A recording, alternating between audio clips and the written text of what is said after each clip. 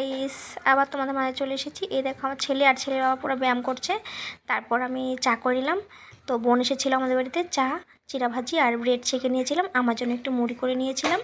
তো সব কিছুতে মেখেছিলাম আমার মুড়িটা। তো খেলাম সকালবেলা। তারপর একটু মাছের ঝোল ভাত করে নিলাম।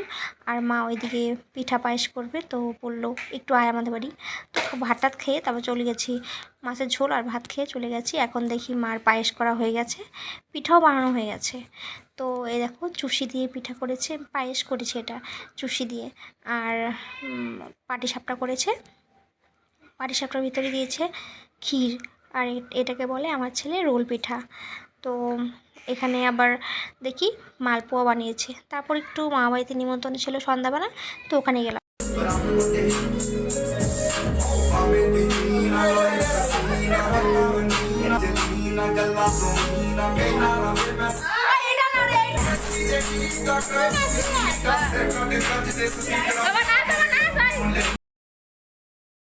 এই দেখো আমরা ভাই বোনরা যখন একসঙ্গে হই পুরা মজা হয়, পুরা হই হুল্লোড় হয়।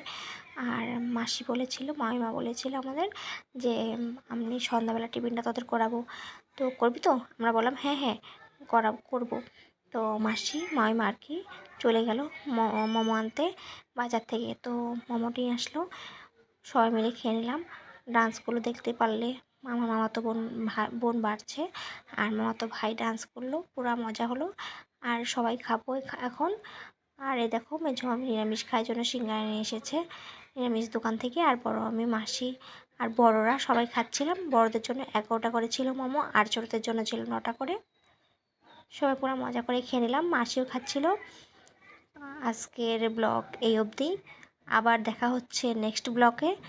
তো খাওয়াটা তো আর বড় কথা নয়, মজাটাই হচ্ছে সব থেকে বড়। তো টাটা।